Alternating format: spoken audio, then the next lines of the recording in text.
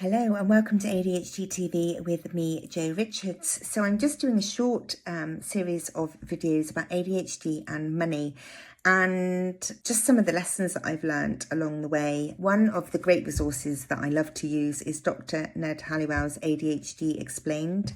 He's got that book on Audible. It's one of his most recent ones. And also you can buy the hard copy, which is absolutely brilliant. I've got both and I love to dip in and out of listening to and then just kind of reading and re-cementing the information that he provides.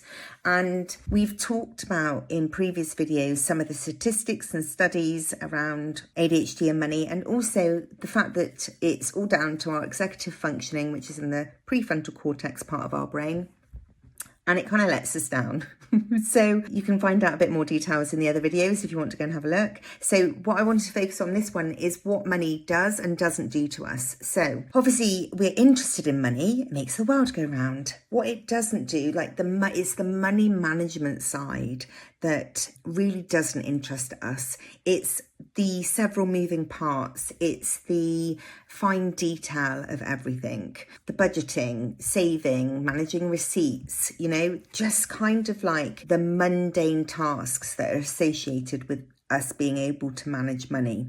And of course, that is boring for us ADHDers. There is elements, we are always seeking stimulation, and there is elements when we're taking risks, when we're making the deals, there are elements that do give us stimulation, sometimes not always in the positive way. So the other thing that if you look at so that's what it doesn't do for us. We're just kind of like not interested in the boring, mundane side of things.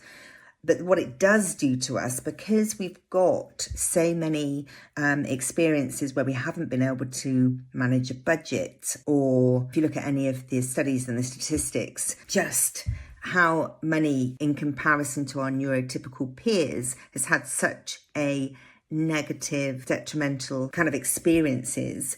So of course, that creates stress and anxiety and worry. There's guilt. There's so many negative connotations around money if we haven't been able to be really keen and smart and manage it because of all of those boring tasks. And so if you couple together those kind of two things, so you've got boredom and then you've got kind of terror, as Ned calls it.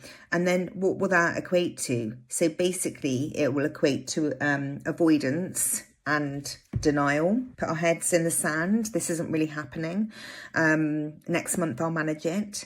It's like the stories and the narrative that it then creates for us because of the way we feel. And so understanding this element is fundamental for us to be able to go, okay, I understand now. That's what's happened. This is what happens. This is how I feel. And then about how do we then move forward? And so having the understanding, the education is the first, and the awareness is always the golden key, as I always say. And then once we know, okay, this is what we're dealing with, we can then start to look at, okay, what could a plan be? I hope you've found this video enlightening. I'm going to leave it there because what I'm going to do in the next video is go on to, okay, what are the things we could do now that we've got the awareness and the understanding? What are key things that we can do to help support ourselves? Thank you very much for watching, and I'll see you in the next video. Take care.